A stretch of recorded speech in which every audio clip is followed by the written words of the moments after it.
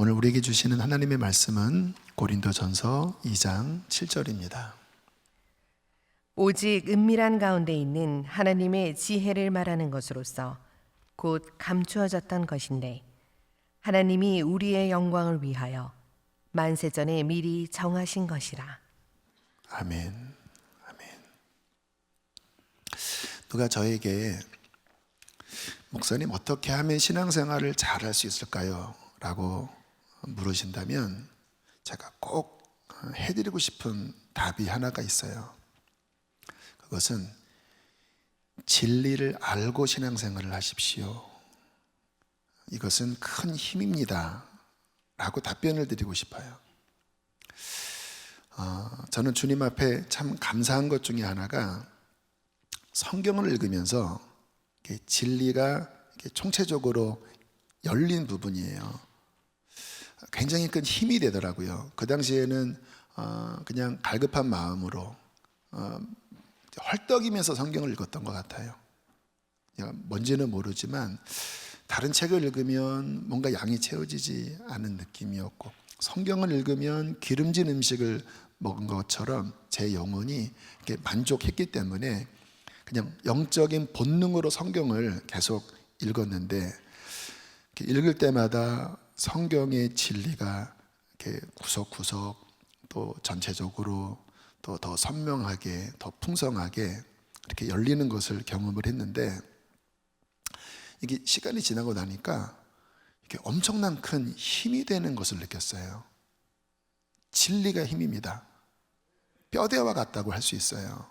뼈대가 분명해야 어떤 건물이든 또 어떤 신체든 뼈대가 분명해야 힘있게 움직이잖아요.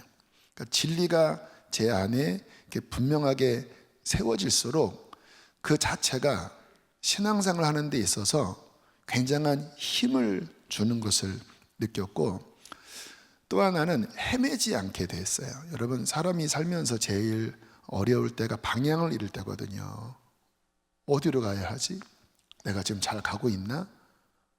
근데 진리를 알게 되면 이게 방향성과 같아서 성경 안에 이미 하나님께서 다 우리가 어느 길로 가야 할지, 어떻게 가야 할지를 보여주셨는데, 이것을 깨달으니까 마치 우리가 옛날에 전과라고 하는 그런 두꺼운 자습서 볼 때 답안지를 갖고 있으면 든든하잖아요.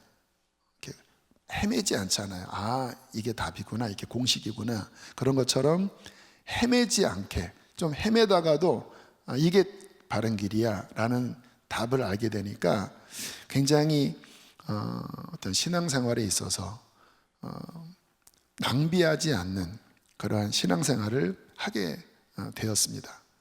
그래서 우리 성도님들이 그냥 교회만 다니는 신앙생활이 아니라 진리의 사람이 되고 진리를 분명하게 이해해서 진리로 움직이는 사람들이 된다면 정말 멋지게 신앙생활을 할 수 있을 텐데 하는 게 제 깊은 마음 안에 성도님들을 향한 바람이에요. 오늘은 특별히 그렇기 때문에 성경 중에 중요한 진리를 한 번 더 강조해서 말씀을 드리려고 합니다. 그것은 부활의 진리예요.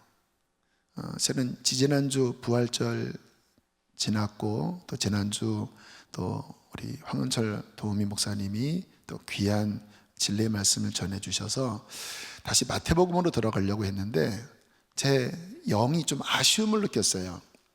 이 부활에 관한 진리가 너무너무 중요한데 부활절 절기설교 한 번으로 끝낼 수는 없지 않나. 여러분, 진리 중에 가장 중요한 진리가 부활입니다. 기독교 자체가 부활 위에 서 있다 해도 과언이 아니에요. 그래서 굉장히 깊고 강력한 게 부활에 관한 진리예요. 그래서 아마 다음 주, 어쩌면 그 다음 주까지 성령님이 이끄시는 대로 이 부활에 관한 성경적인 그 진리를 나누려고 합니다. 자, 예수님의 부활은 무엇일까? 성경에 예수님의 부활에 대하여 이렇게 말씀을 하고 있습니다. 좀 더 이해를 편하게 해드리려고 세 번역으로 이 부분은 준비를 했는데요. 함께 읽겠습니다. 하나님의 능력이 얼마나 엄청나게 큰지를 여러분이 알기 바랍니다. 하나님께서 이 능력을 그리스도 안에 발휘하셔서 그분을 죽은 사람들 가운데서 살리시고, 어떻게 보면 좀 과장법처럼 느껴지기도 해요. 엄청나게 큰 하나님의 능력이 그리스도 안에 발휘되셔서 주님을 죽은 자 가운데서 일으키셨다고 말씀을 해요. 그냥 뭐 하나님은 그 자체가 능력이시기 때문에 그냥 일어나라 하면 일어나는 거고, 뭐 예수님께서 죽은 나사로 살리실 때 육신을 입고 계시면서도 살리셨잖아요.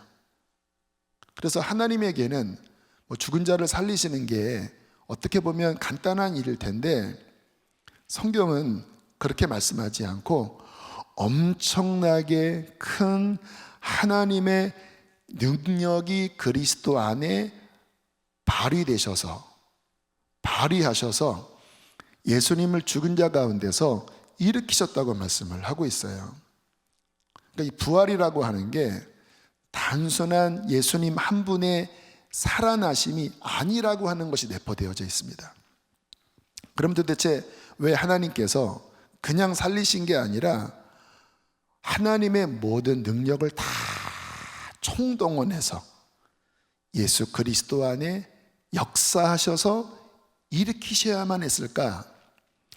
베드로전서 1장 3절에는 그것을 이렇게 말씀을 하고 있습니다. 제가 읽겠습니다. 우리 주 예수 그리스도의 아버지 하나님을 찬송하리로다. 그의 많으신 긍휼대로 예수 그리스도를 죽은 자 가운데서 부활하게 하심으로 말미암아, 그 다음 읽어보실까요? 우리를 거듭나게 하사 산소망이 있게 하시며. 잘 보세요. 예수 그리스도를 죽은 자 가운데서 부활하게 하실 때, 하나님의 모든 능력을 총동원하여 부활하게 하실 때 어떤 일이 함께 딸려왔는지가 이 안에 담겨져 있습니다. 우리가 함께 딸려져 들어가요. 예수 그리스도를 죽은 자 가운데서 부활하게 하심으로 말미암아, 그것을 통하여 우리를 거듭나게 하셨다고 말씀을 해요. 그러니까 예수님의 부활은 예수님 한 분만 살아나신 게 아니라 그 안에서 죄와 허물로 죽은 우리 전체를 함께 일으키신 거예요. 그래서 예수의 부활은 곧 죄로 인하여 죽어있는 우리의 영의 살아남, 거듭남을 의미합니다. 우리 많은 성도님들이 거듭남을 경험하시잖아요. 성령이 임하셔서 영의 눈이 띄어지고 하나님을 아버지라 고백하고 성령을 받으면서 구원의 감격이 일어나는 그 거듭남, 기적 중의 기적이지요. 이게 어떻게 해서 가능한 것인지 아세요? 이게 어떠한 원리로 일어난지 아세요? 한 분 예수님이 십자가에 달려 우리를 대표해서 죽으시고, 그리고 그분이 일어나실 때 하나님의 원리는 예수님 한 분을 일으키신 것이 아니라 온 인류, 죄와 허물로 영원히 죽을 수밖에 없는, 이미 그 영이 죽어버린 그 모든 사람을 그리스도 안에서 함께 일으키신 거예요. 그래서 우리의 거듭남은 저의 거듭남이 1986년 5년 그때쯤이지만, 그러나 영적인 시점을 보면 예수님이 죽은 자 가운데서 일어나실 그때 저도 함께 일어난 거예요. 그래서 이 부활은 예수님 한 분의 부활이 아니라 우리의 부활이고, 하나님의 모든 능력이 다 총동원된 가장 강력한 마이티 파워, 하나님의 강력한 능력이 움직이시면서 이 부활이 일어난 것입니다. 그래서 예수님께서 부활하실 때 두 가지가 일어난 거예요. 첫 번째는 우리의 영이 살아난 거듭남이고, 또 하나는 나중에 있게 될 우리의 몸의 부활. 지금은 우리의 영이 살아난 거지만 거기서 끝나는 게 아니에요. 나중에 우리의 죽은 몸도 함께 부활하는 이 두 가지 일이 예수의 부활 가운데 함께 일어난 거예요. 오늘은 이 후자에 대해서 좀 살펴보려고 하는데 굉장히 신비합니다. 또 이것이 우리 안에 제대로 정리가 되면 우리의 인생을 어떻게 살아야 하는지에 대한 강력한 힘과 소망을 줘요. 자, 고린도전서 15장 20절 말씀 함께 읽으실까요? 시작. 이제 그리스도께서 죽은 자 가운데서 다시 살아나사 잠자는 자들의 첫 열매가 되셨도다. 첫 열매가 되셨도다.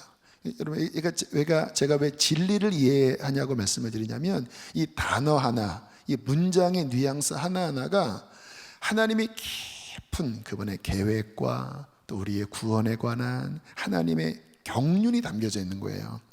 자, 주님이 죽은 자 가운데서 살아났을 때 그것이 잠자는 자들의 뭐가 되어졌다고요? 첫 열매. 자, 첫 열매라고 하면 그 안에는 무엇이 포함되어 있는 것일까요? 그 다음 열매가 나온다라는 거예요. 일종의 첫 열매는 신호탄과 같아요. 이스라엘 사람들이 첫 열매를 하나님 앞에 제사에 올려드리잖아요. 그 말은 뭐냐면 이제 이후에 이와 같은 많은 열매를 하나님이 맺히게 할 것입니다 라고 하는 시효예요. 다시 말하면 주님의 부활은 곧 그와 같은 부활이 앞으로 연달아 일어날 것이다. 그것에 대한 신호탄이다 라고 하는 뜻이에요. 자, 고린도전서 15장 42절 이제 우리의 부활에 대하여 사도 바울이 이렇게 말씀을 하고 있어요. 함께 읽겠습니다. 시작. 죽은 자의 부활도 그와 같으니 썩을 것으로 심고 썩지 아니할 것으로 다시 살아나며. 여러분, 지금 우리의 몸은 썩을 몸이에요. 점점 노쇠해지지요. 기한이 끝나면 죽어 썩어집니다. 그런데 부활의 몸은 어떤 몸인가? 썩지 아니할 것으로 다시 살아난다라는 거예요. 그러니까 우리의 지금 경험과 우리의 어떤 이성의 범주 바깥에 있기 때문에 이와 같은 말씀을 나누면 이해를 못하는 바는 아니지만 붕 떠 있는 느낌이 들어요. 이 진리가 우리 안에 깊이 이렇게 들어오지는 못합니다. 그래서 묵상하셔야 돼요. 썩지 아니할 몸이 된다고? 우리의 몸이 썩지 아니할 몸이 된다고? 43절 함께 읽겠습니다. 시작. 욕된 것으로 심고 영광스러운 것으로 다시 살아나며 약한 것으로 심고 강한 것으로 다시 살아나며. 지금 우리의 몸은 거듭났어도 여전히 죄성이 있어요. 그래서 불완전합니다. 자꾸 넘어져요. 그래서 성경은 거듭난 사람이라도 이 죄성을 가진 육신을 입고 살아갈 동안에 우리의 영이 탄식한다라고 말씀을 합니다.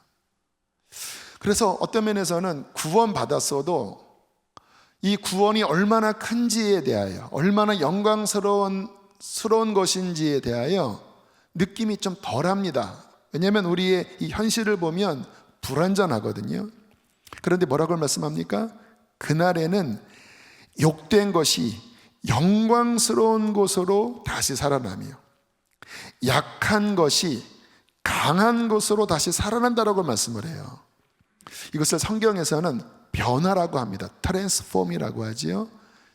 이것은 뭐냐면 단순히 같은 이 성질이 조금 더 나아지는 게 아니라 아예 성질 자체가 바뀌는 거예요.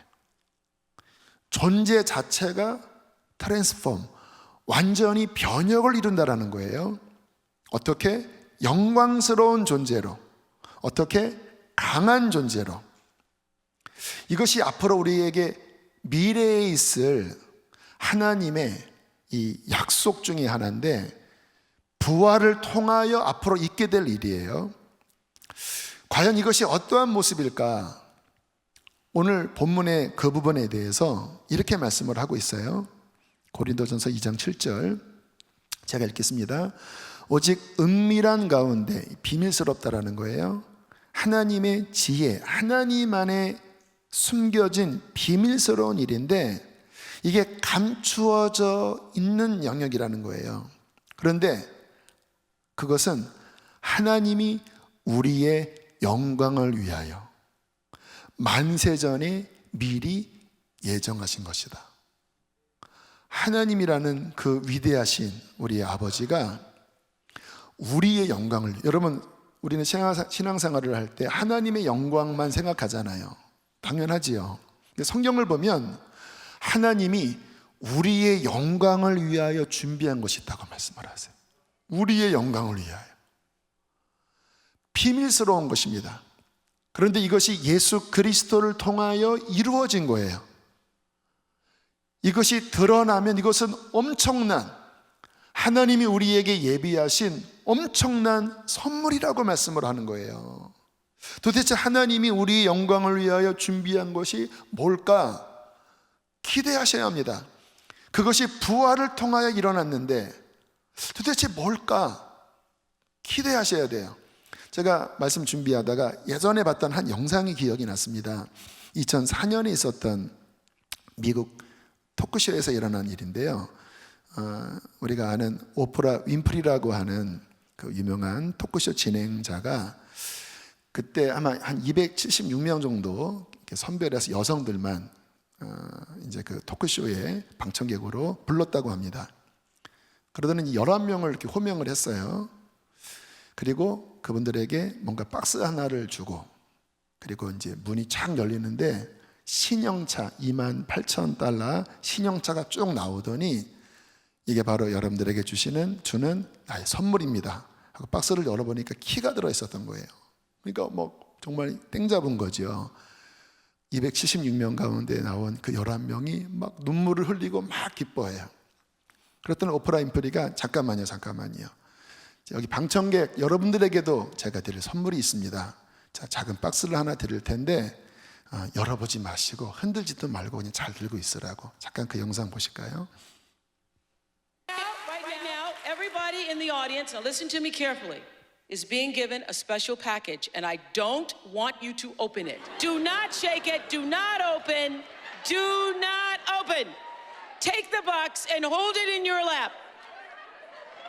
Do not open. And now here's the deal. Listen carefully. Inside one of these boxes is a key. Do not open it yet. If your box has a key, okay? Who will it be? Are you ready? Hold on. Are you ready? JR is back in our audio booth. JR, this calls for a drum roll. Cue the drum roll. All right, open your boxes. Open your boxes. 1, 2, 3. You get a car! You get a car! You get a car! You get a car! Everybody gets a car! Everybody gets a car! Everybody gets a car! Right 여러분, now. 이렇게 표정을 보니까 허탄하게 보시는 분도 있고 부럽다 하시는 분도 계셔요. 부러워하셔야 합니다. 전날 총 차량가가 90억 원이었다고 그래요. 와, 뭐 정말 기대 없이 갔다가 앞에 당첨된 사람 부러워했는데 똑같은 그 차키가 안에 들어있다고 하면 정말 뭐 저 표정이 이해가 되죠. 땡 잡은 거잖아요. 인생에 저런 행운이 뭐 거의 찾아오지 않잖아요.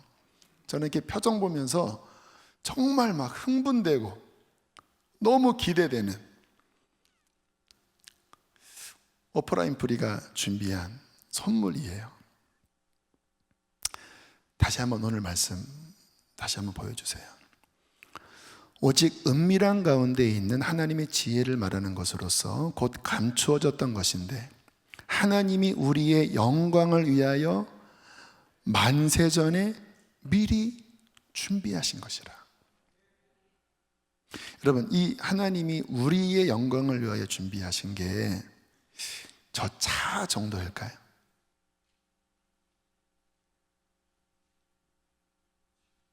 아마 주님이 이 말 자체를 아마 좀 비웃으실 것 같아요.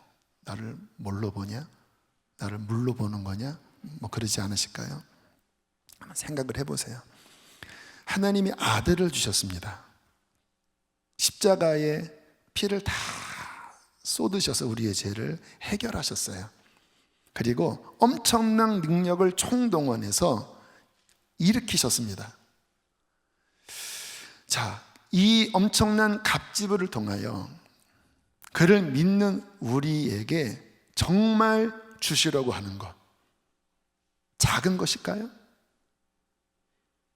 저런 뭐 자동차, 저런 장난감이죠. 저런 것들은 하나님께서는 어마어마한 것을 준비하셨기 때문에 은밀한 것이라고 말씀하시고 만세전에 감추어져 있는 것이라고 말씀을 하시고 우리의 영광을 위하여 준비한 것이라고 말씀을 하는 것이 아니겠습니까? 이것을 성경에서는 영원한 생명이라고 말씀을 해요.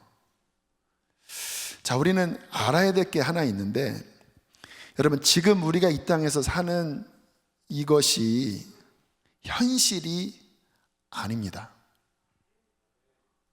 여러분, 이 땅의 삶은 꿈처럼 지나가요. 여러분, 꿈 아시죠? 뭐 꿈속에서는 진짜인 것 같았는데 깨보면 꿈이었잖아요.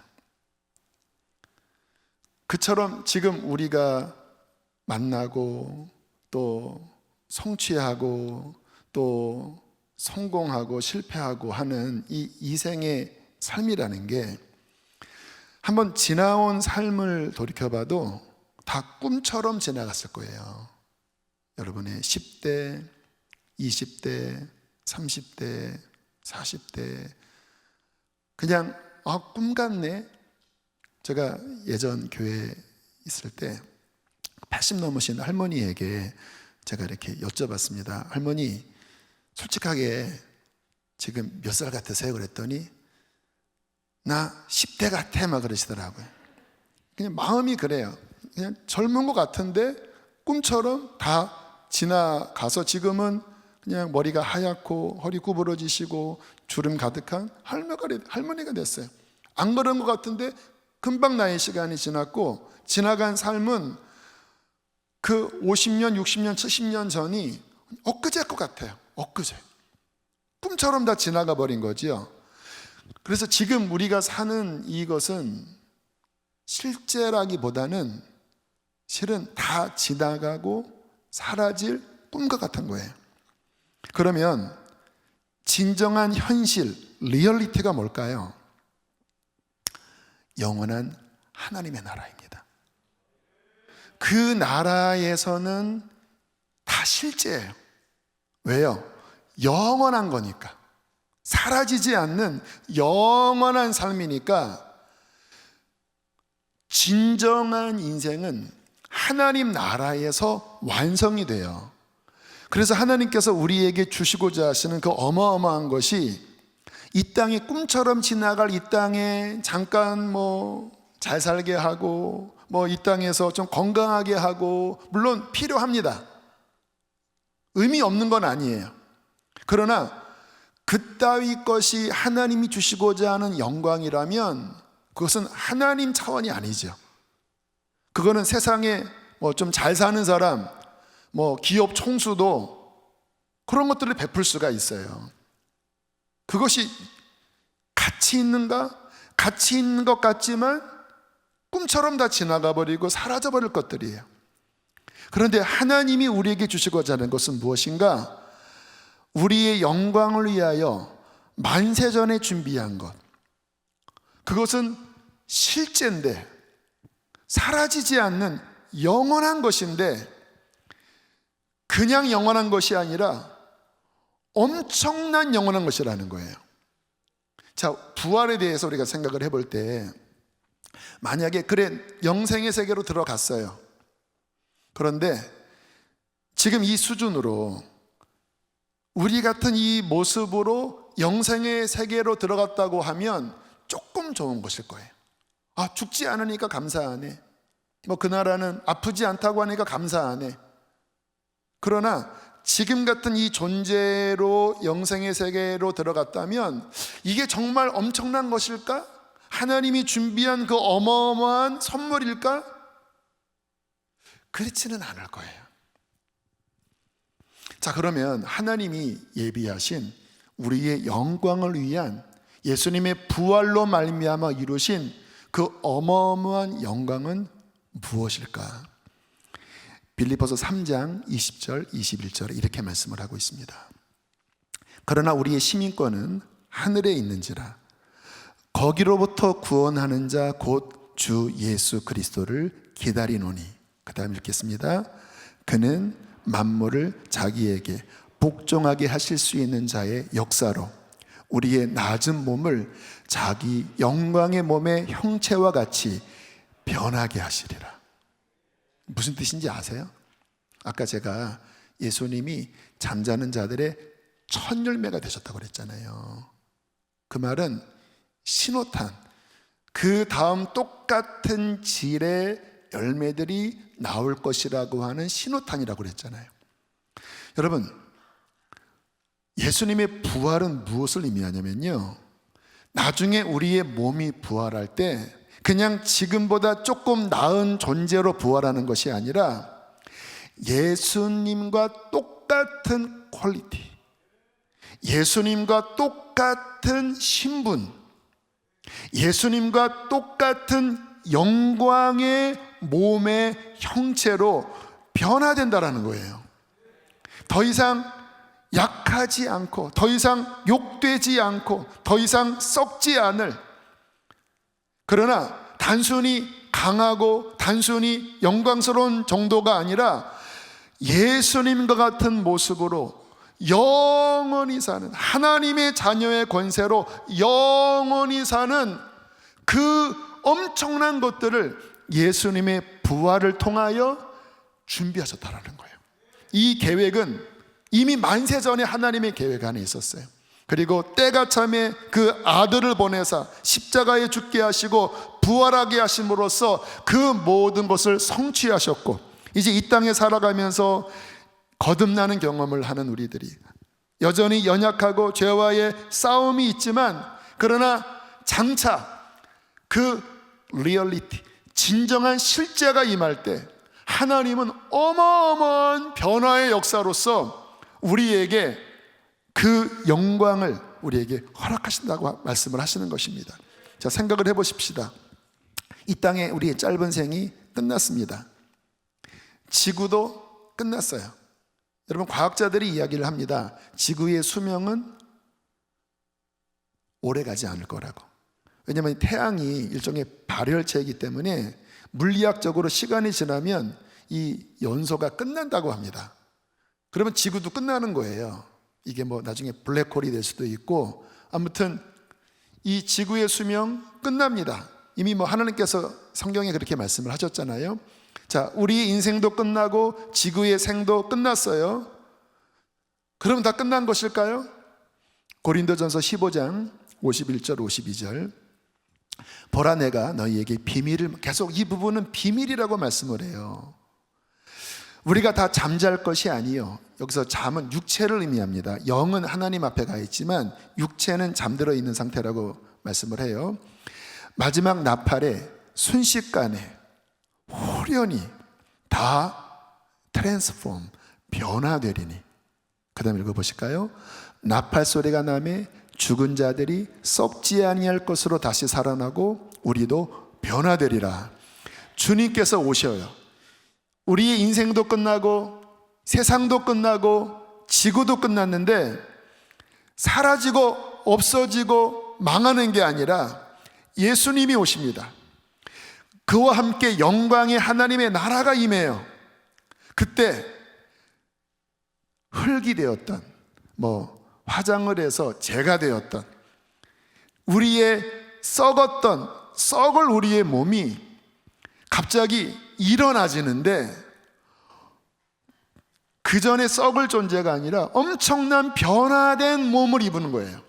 어떠한 모습? 예수님과 똑같은 영광의 형체로 변화되어지는 거예요.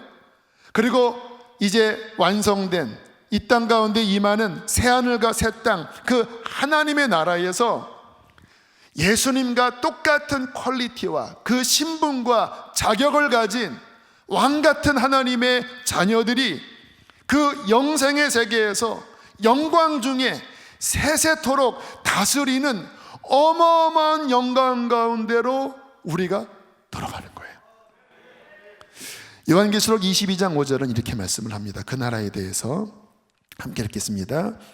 다시 밤이 없겠고 등불과 햇빛이 쓸데없으니 이는 주 하나님이 그들에게 빛이심이라. 그들이 세세토록 왕노릇하리로다. 세세토록. 여러분 옆에 계신 거듭난 분에게 이렇게 이야기를 하세요. 왕이셨군요.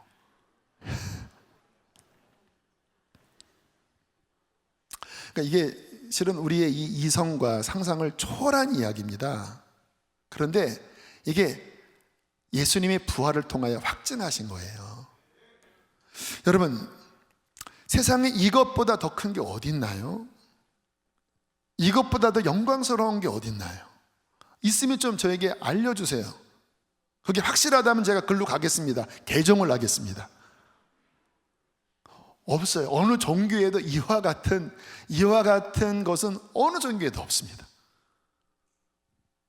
그러니까 이 어마어마한, 너무나 크다 보니까 이게 비밀 안에 감추어진 것이고, 그러나 하나님은 비밀이지만 우리에게 보여주시고, 그래도 못 믿을 것 같으니까 에베소서 1장 13절 14절 이런 말씀이 나와요.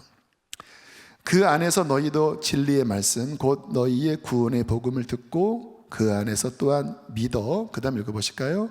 약속의 성령으로 인치심을 받았으니 이는 우리 기업의 보증이 되사 그 얻으신 것을 속량하시고 그의 영광을 찬송하게 하려 하심이라. 자, 구원받을 때 성령으로 인치심을 받았다라고 말씀을 하는데, 이 성령님이 어떤 분이라고 여기서 묘사하고 있냐면 이 기업, 아까 말한 그 영광 천국을 의미합니다. 그 기업에 뭐가 되신다고요?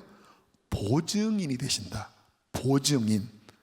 뭐 조금 물리적으로 표현하면 보증물이 되셔요. 우리 뭐 할 때 이거 보증입니다. 뭐 계약서 딱 도장 찍고 딱 계약 체결하면 그 도장 찍은 것을 통해서 이제 법적인 권리를 갖게 되는 거잖아요. 그러니까 하나님도 굉장히 법적인 분입니다. 그래서 이 어마어마한 것을 예수님을 통해서 이루시고, 그리고 믿을 때 그 보증인으로서, 그 보증 확증 도장으로서 성령님이 오셨다라는 거예요. 성령님은 어떤 분이냐? 예수님을 죽은 자 가운데서 일으키신 하나님의 바로 그 영이십니다. 그리고 이 성령님은 천국의 영이세요. 그래서 성령님이 임하시는 것이 곧 하나님의 나라가 임하는 거예요. 물론 우리가 완전히 천국에 들어가는 것은 아니지만 이미 성령님을 통해서 우리 안에 천국을 시작시키셨어요. 그리고 예수님을 부활시키신 그 능력이 우리 안에 보혜사로 우리를 덮고 계신 거예요. 근데 바울이 뭐라고 말씀하냐? 바로 그 성령님이 그 앞으로 있을 그 엄청난 그 기업을 주실 것이라고 하는 것에 보증이 되신 것이다. 그러니까 이게 있는 거 너희 의심하지 마. 뭐 이 당시에 많은 성도들이 순교당하고 많은 성도들이 핍박을 많이 당했잖아요. 그러나 이게 끝이 아니야. 예수님의 부활을 통하여 이 어마어마한 것들이 숨겨져 있는데 너희의 영광을 위한 거야. 그것을 위하여 하나님은 성령을 주셨잖아. 세상 누구에게 하나님이 성령을 주셨니? 근데 너희들이 이 복음을 듣고 믿었을 때 성령을 받고 그 성령 안에 이 복음을 확신을 냈고 이 성령을 통하여 하나님의 나라를 경험했고 이 성령을 통하여 이 하나님의 능력을 경험했는데 그게 뭔지 알아? 이 천국의 영광을 주실 것이라고 하는 이 보증이야, 보증. 여러분 성령 받으셨나요? 저도 성령 받았어요. 너무너무 행복한데, 근데 많은 분들이 이것이 뭐 우리에게는 일반적인 것이다 보니까 뭐 저분도 받고 저분도 받으니까 뭐 그냥 카타르시스, 뭔가 좀 영적인 뭐 황홀 뭐 그 정도라고 생각을 해요. 근데 그게 아니라는 거예요. 제가 아까 진리 위에 서라고 말씀을 드렸죠. 이 안에 담긴 것은 어마어마한 하나님의 그 영원한 언약에 대한 확실한 보증으로 우리에게 성령을 주셔서, 자, 이 엄청난 것 준비되어 있으니까 일종의 아까 그 오프라 윈프리의 키를 받은 거지요. 그 키를 받은, 이 키가 자동차는 아니잖아요. 그러나 이 키를 받았을 때 윈프리가 이게 당신 거라고, 당신 선물이라고 막 외치면서 다니거든요. 이 키를 받을 때 자동차가 내 것이라고 하는 보증물이잖아요. 성령님이 우리 안에 오심을 통하여 이 엄청난 것이 내 것이라고 하는 확신을 주시면서 하나님 앞에 영광 돌리면서 찬양하라고 말씀을 하시는 것입니다. 얼마나 놀라운 것인가. 자, 이 엄청난 약속을 받은 우리들, 이제 어떻게 살아야 할까요? 조금 어렵다고 징징대면서, 조금 힘들다고 풀이 주고 낙심하며 살아야 할까요? 빌립보서 4장 4절로 6절에는 이렇게 말씀합니다. 바울이 감옥에서 쓴 서신이지요. 함께 크게 읽겠습니다. 주 안에서 항상 기뻐하라. 내가 다시 말하노니 기뻐하라. 너희 관용을 모든 사람에게 알게 하라. 아무것도 염려하지 말고. 할렐루야. 기뻐할 수 있지요. 왜? 어마어마한 것이 우리에게 주어졌으니까. 너그러울 수 있죠. 왜? 이게 사람이, 이게 마음이 부요하면 여유가 생깁니다. 관용적인 마음이 생겨요. 이게 막 이게 퍽탁퍽탁거리면, 이 마음이 여유가 없으면 관용적이지 않거든요. 근데 믿는 자들은 왜 관용적이게 됩니까? 어마어마한 것들이 우리에게 주어졌으니까. 주님의 부활로 이루어졌고 성령님을 통하여 보증까지 됐으니까 너희의 관용을 모든 사람에게 보여라. 그리고 좀 염려하며 살지 말아라. 주님의 엄청난 것들이 준비되어 있는데 이 땅에 조금 어떠한 것 때문에 왜 세상처럼 그렇게 사느냐, 그렇게 말씀을 하는 것이지요. 골로새서 1장 5절, 이제 여러분 이와 같은 말씀 속에서 성경이 좀 더 풀리실 거예요. 한번 읽어보실까요? 시작. 너희를 위하여 하늘에 쌓아둔, 하나님이 하늘에 쌓아두신 게 있다라는, 엄청난, 이게 진짜 소망이지요. 자, 그러면 이 부활을 소망으로 가진 자의 인생의 궁극적인 목표는 무엇일까? 이제 이게 진리 위에 서야 인생의 방향이 정해져요. 그저 잘 먹고 잘 사는 것일까? 그게 인생의 목표일 수는 없지요. 로마서 8장 29절로 30절에 부활을 준비하는 자의 삶의 목표를 이렇게 말씀을 합니다. 크게 읽겠습니다. 시작. 하나님이 미리 하신 자들을 또한 그 아들의 형상을 본받게 하기 위하여 미리 정하셨으니 이는 그로 많은 형제 중에서 맏아들이 되게 하려 하심이니라. 또 미리 정하신 그들을 또한 부르시고 부르신 그들을 또한 의롭다 하시고 의롭다 하신 그들을 또한 영어롭게 하셨느니라. 자, 뭐라고 말씀을 하는가? 왜 하나님이 엄청난 것들을 우리에게 주셨는가? 목적이 무엇입니까?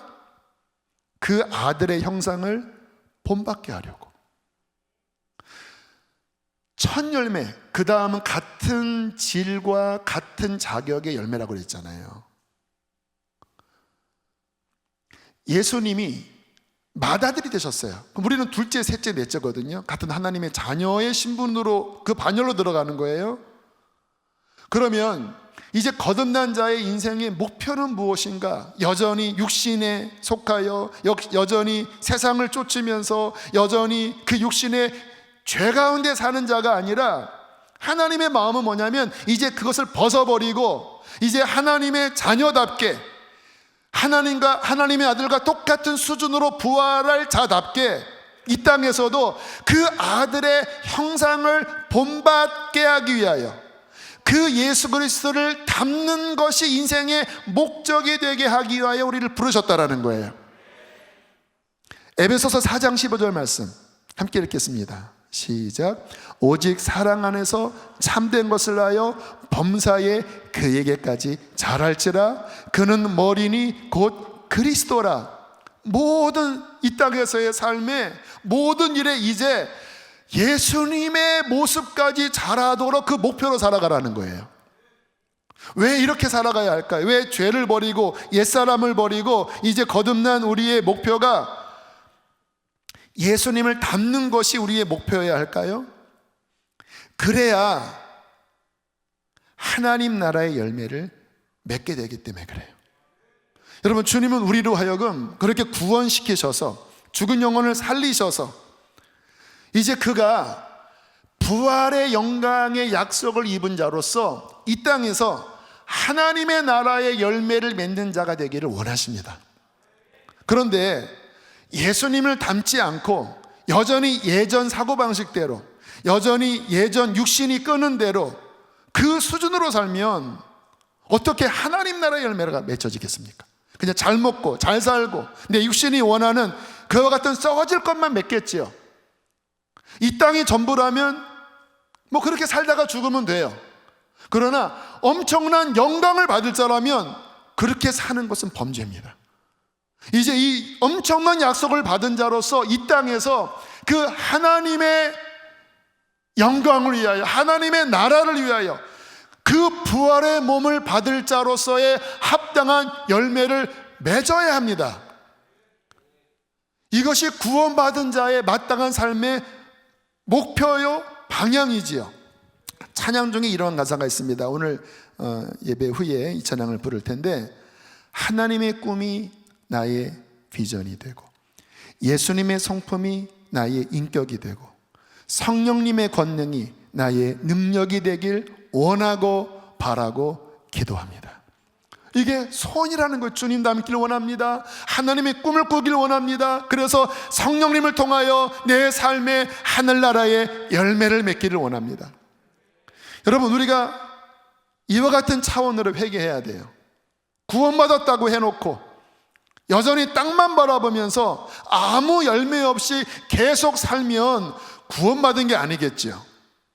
마태복음 22장에 이런 말씀이 나와요. 11절, 임금이 이제 마지막 천국 잔치에 대한 비유입니다. 임금이 손님들을 보러 들어올세 거기서 예복을 입지 않는 한 사람을 보고 이르되, 친구여, 어찌하여 예복을 입지 않고 여기 들어왔느냐 하니, 그가 아무 말도 못하거늘 임금이 사원들에게 말하되, 그 손발을 묶어 바깥 어두운 데에 내 던지라. 거기서 슬피 울며 이를 갈게 되리라 하니라. 청함을 받은 자는 많되 택함을 입은 자는 적으니라. 여기서 예복을 입지 않았다고 하는 성경적 의미는, 예복은 뭐냐면요, 그 부르심에 합당한 삶의 열매를 의미합니다. 그런데 그 옷이 입혀지지 않은 가운데 뭔가 어정쩡거려요. 그 말은 뭐예요? 교회 다녔지만 땅의 것만을 바라보며 세상 사람처럼 산 거예요. 주님을 닮으려고 하지도 않고 그 나라를 위하여 살지도 않고 여전히 땅의 것만을 위해 살았어요. 예복이 준비되지 않은 거지요. 그럼 어떻게 되냐고 말씀하십니까? 바깥에 버려져서 슬피 울며 이를 간다고 말씀을 해요. 이렇게 되면 안 되겠죠. 여러분, 우리는 하나님이 만세전에 우리를 위하여 예비하신 그 엄청난 영광을 준비하며 살아가야 합니다. 그것은 뭐예요? 더욱 주님을 닮는 것입니다. 예수님처럼 기도하기를 힘쓰셔야 돼요. 예수님처럼 사랑하며 살기를 힘써야 돼요. 예수님처럼 용서하며 사는 것입니다.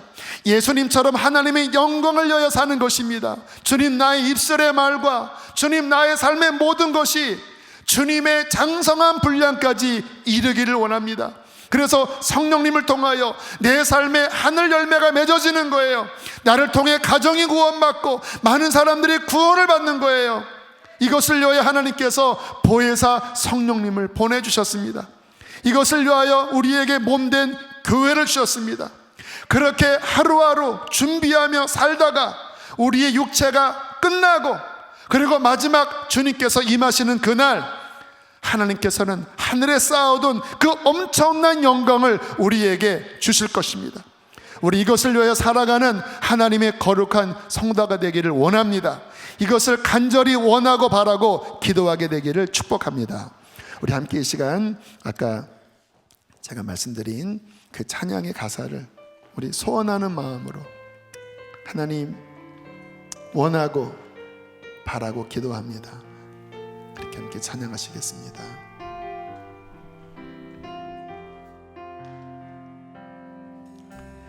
이 세상을 살아가는 동안에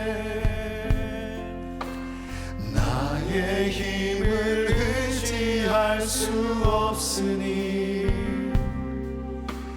기도하고 낙심하지 말 것은 주께서 참 소망이 되심이. 주의 길을 걸어가는 주의 길을 걸어가는 동안에 세상에 것 의지할 수 없으니 감사하고 낙심하지 말 것은 주께서 참 기쁨이 되심이. 하나님의 꿈이 나의 비전이 되고 예수님의 성품이 나의 인격이 되고 성령님의 권능이 나의 능력이 되길 원하고. 이것이 부활을 준비하는 자의 갈망입니다. 하나님의 꿈이 나의 비전이 되고 예수님의 성품이 나의 인격이 되고 성령님의 권능이 나의 능력이 되길 원하고. 우리 한 번 더 갈망하는 마음으로 하나님의 꿈이 나의 비전이 되고 예수님의 성품이 나의 인격이 되지 성령님의 권능이 나의 능력이 되길 원하고 바라고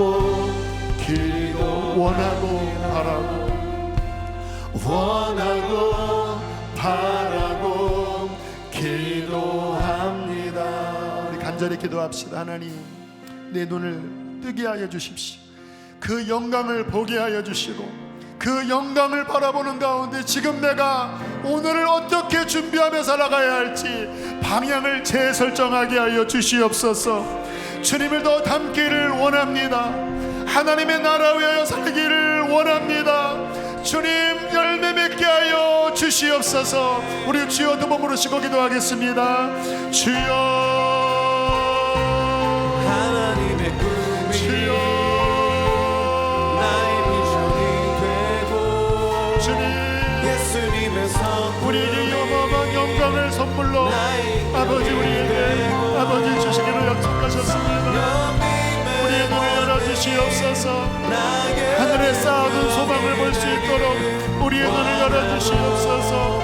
이 땅의 작은 일에 징징대며 낙심하지 않게 하여 주십시오. 이 엄청난 소망을 받은 자답게 기뻐하며 살게 하여 주시고 감사하며 살게 하여 주시고 준비하며 살기를 원합니다. 하나님의 꿈이 나의 비전 되어지길 원합니다. 예수님의 성품이 내 인격 안에 이루어지기를 원합니다.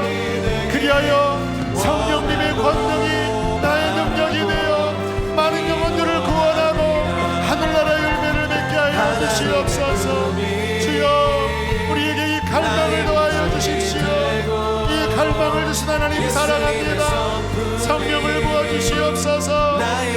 성령을 부어주시옵소서.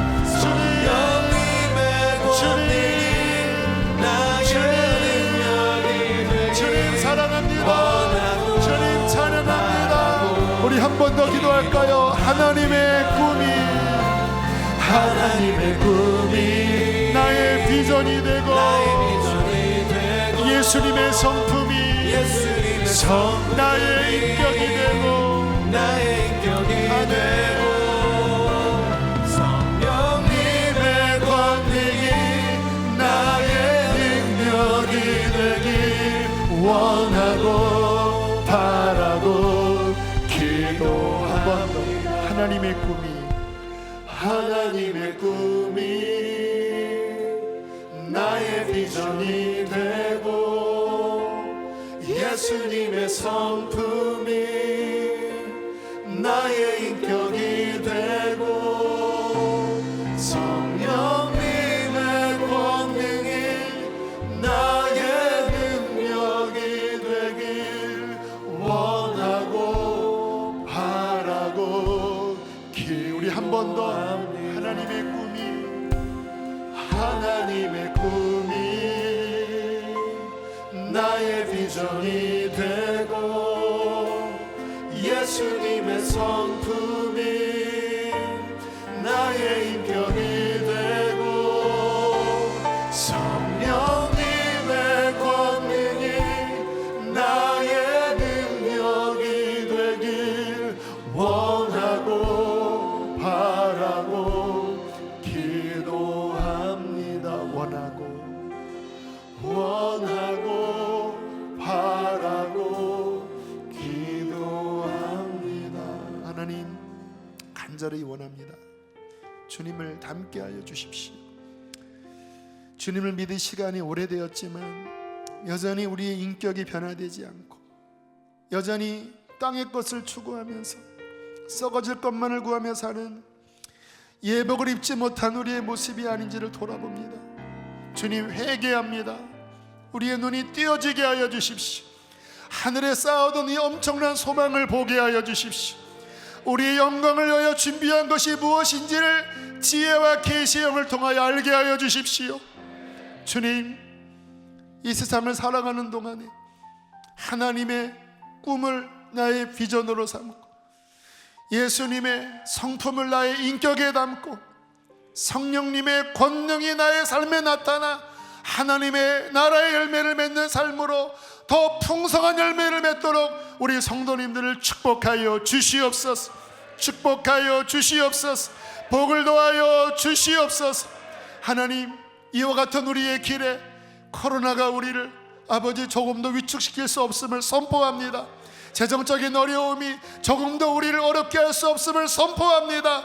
하나님, 우리 성도들 담대하게 하여 주시고 성령 충만하게 하여 주시고 굳건한 믿음 위에 서게 하여 주시고 넉넉히 이기게 하여 주십시오. 모든 상황 가운데 기뻐하게 하여 주시고 관용 있게 하여 주시고 염려하지 않게 하여 주시옵소서. 한 주의 삶도 하나님 주 앞에 올려드립니다. 무엇을 하든 어디에 있든 이 영광을 나타낼 자로 이 세상에 살게 하여 주시고 그것을 넉넉히 이길 수 있도록 성령의 기름을 부어 주시옵소서. 귀하님을 봉헌합니다. 기쁘게 흠양하여 주시고 아버지 물질의 영역도 하나님의 영광을 위하여 복되게 하여 주시옵소서. 이제는 우리를 죄에서 건지신 예수 그리스도의 은혜와 하늘 아바 아버지의 어마어마한 사랑과 우리 안에 보증이 되시고 이 모든 것을 이루시는 능력이 되시는 보혜사 성령님의 교통하심이 오늘 사랑하는 모든 성도들 안에 예배하는 모든 가정 안에 충만히 함께 하시기를 축원하옵나이다. 아멘.